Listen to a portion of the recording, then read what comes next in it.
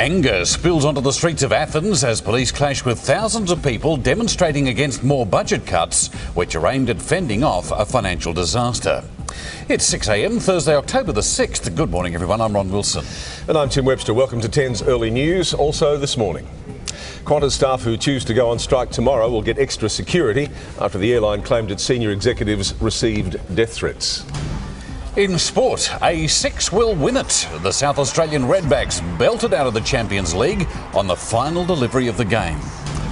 And in finance, consumers regained some lost confidence, leading to our best 2 months of sales growth since the end of the financial crisis. Here's a brief check of today's weather. A low pressure system will trigger scattered showers and storms through most of the east, which will be heaviest along the coast. WA will also get a few showers, but Perth will be mostly sunny. Violence has broken out on the streets of Athens overnight as thousands protested against cuts in government spending. Tim Webster's got all the details. It's getting worse, Ron, that's for sure. The protests come as Greek officials struggle to meet budget targets needed to get more bailout funds. The embattled nation faces bankruptcy as early as next month, which could have huge ramifications for the global economy. Riot police clashed with protesters on the streets of Athens. They fired tear gas at demonstrators who pelted them with firebombs and chunks of rock. Thousands of angry Greeks walked off the job to join a nationwide strike over government budget cuts. She says wage earners cannot pay for the country's financial crisis in such a barbaric way. Greece needs a $145 billion package of bailout loans, but the government isn't meeting budget targets required to qualify for the funds. Government officials are urging residents to rally behind their plan to fend off national bankruptcy. But it's a tough sell to many workers who are losing part of their wages. The 24-hour strike shut down schools and halted public transport. Everything is cancelled and we slept on a chair and we have to wait till tomorrow. International auditors say they are likely to give Greece the bailout money it needs, but want reassurance the government will make promised budget reforms. Without the cash, Athens could go broke as early as next month, triggering a default that could drag other European countries deeper into debt. Tina Kraus, 10 News. Crash investigators are continuing to piece together why a helicopter plummeted into New York's East River yesterday, killing an Australian woman and injuring 3 others. A news conference has revealed the pilot was an experienced flyer who reported a problem immediately after takeoff. Investigators will spend today examining the wreckage. Some of the examination of the wreckage will actually take place on scene here. Other parts of the examination and analysis will take place at other locations. Sydney woman Sonia Mara Nicholson died at the scene. Her mother and partner are still in critical condition. The group had been in New York to celebrate Sonia's 40th birthday. Qantas will put on extra security during another round of strikes tomorrow, following death threats made to its chief executive and other senior staff. The airline says it's outraged the unions have condemned the threats and branded them a publicity stunt. Qantas boss Alan Joyce says he informed his 35,000-strong workforce because of the threat to their safety. Meanwhile, Qantas passengers face further disruptions to flights tomorrow when baggage handlers and ground crews stop work between 4 p.m. and 6 p.m. The government's tax forum has drawn to a close with the announcement that the tax-free threshold will be tripled. The forum also heard that life is getting harder for people on the dole because Australia has the lowest unemployment payments among the developed nations. After 2 days of taxing talks, tax relief is in sight.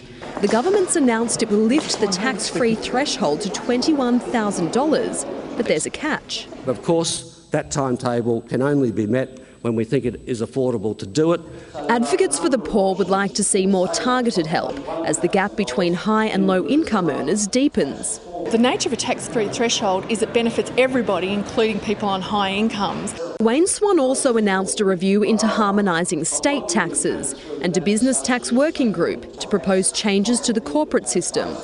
But there was disappointment among those who want immediate reform rather than more inquiries. We need to make the tax system simpler and fairer. Economists and welfare groups did agree that unemployment payments are way too low. One group suggested higher taxes on golden handshakes. And even some from the top end of town suggested the rich pay more tax.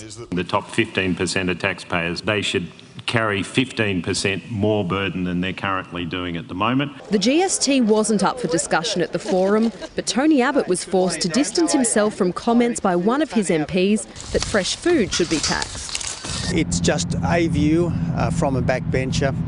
It's not our policy. Leah Craven, 10 News.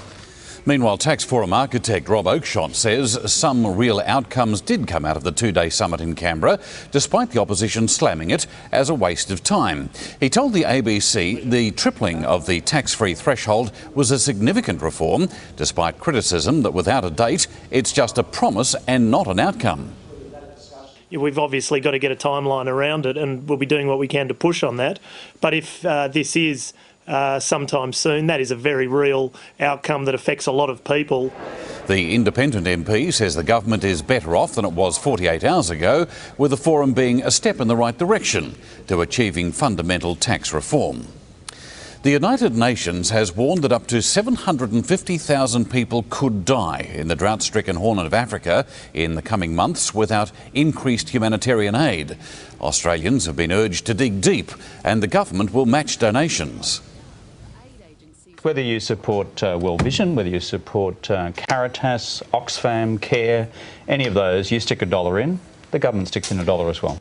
Australia has already donated $98 million and is the world's third highest donor to the African crisis. Work has resumed on Brisbane's $5 billion airport link project, despite a safety audit uncovering 22 issues with the tunnel. The project was halted on Friday after worker Sam Beveridge was hit by a falling beam at the Kedron worksite. He died in hospital.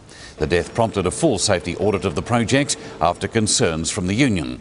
Workplace Health and Safety has issued 22 enforcement notices to the tunnel's operator, but none which directly related to the death. Another rally is planned for this morning. The family of Amanda Knox have welcomed her home after she was freed from an Italian prison on appeal. Knox arrived in Seattle after judges in Italy overturned her conviction for murder of British student Meredith Kircher. There was no sighting of Amanda at her family home, but her father Kurt said he was overjoyed to have her back. How are you feeling, Kurt? Great. Yeah. Relieved. It's finally over.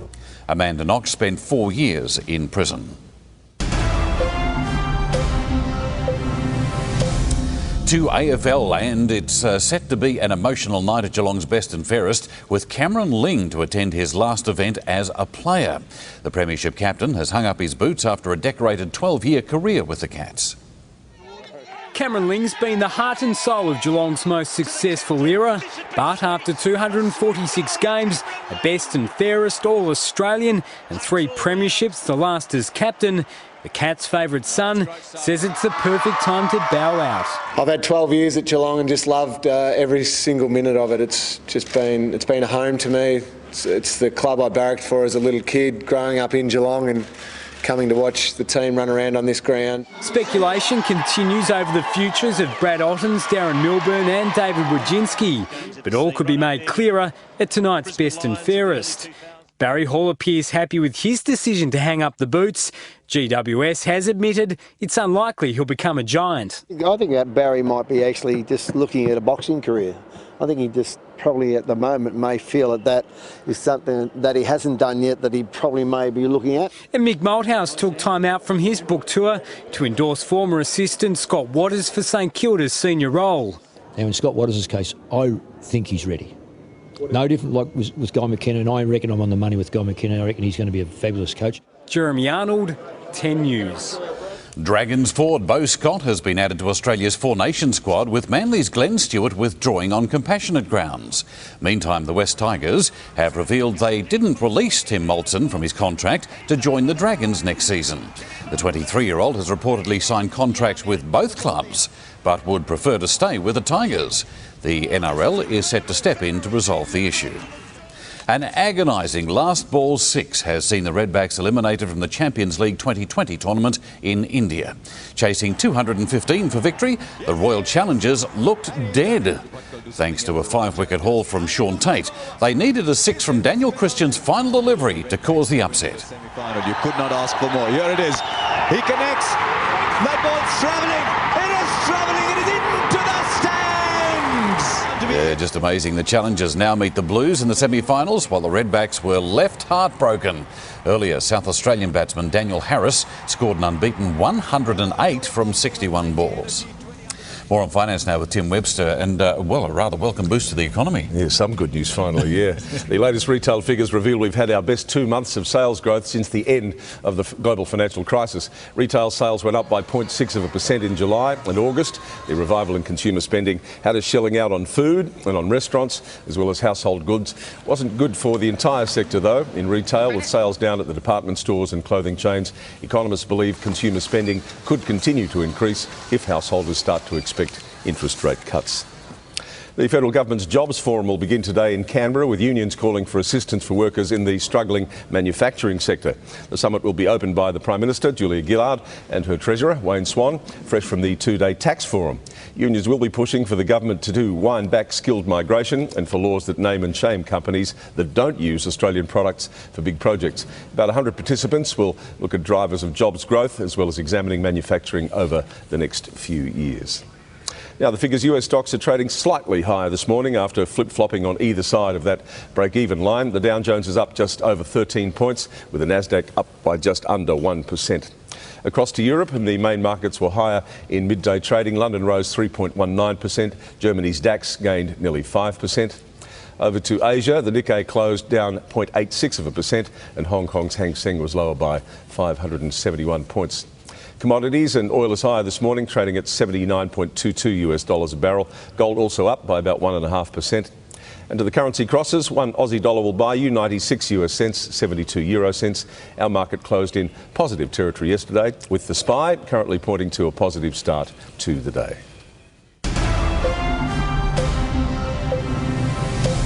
National weather info is on your screen right now. Brisbane, a possible thunderstorm and 20 degrees. Sydney, a possible shower, 17. Canberra, rain, 15 degrees. Melbourne, showers and 20. Hobart, rain, 15 the top. Adelaide, drizzle, clearing, 19. Perth, mostly sunny, 24. And in Darwin, mostly sunny with a top of 33. Check of the newspaper headlines this morning. The Australian reports the Army's fleet of Chinook helicopters has been grounded due to problems with the aircraft flight control system. The Age reveals senior doctors in the emergency department of Victorian hospitals fear they'll be sued for providing inadequate care. As the department has become so busy, they're forced to cut corners. The Advertiser reports Australians will soon be able to select Parent 1 and Parent 2 on their passports instead of mother and father. And the Daily Telegraph claims teachers may soon be forced to let students know about their legal rights before offering any counselling. Still ahead, meet the woman who claims to be the oldest in the world. We'll tell you just how old she says she is next. Plus, an Aussie icon looks set to lose its title as Australia's favourite car. We'll have that and more when 10's early news returns.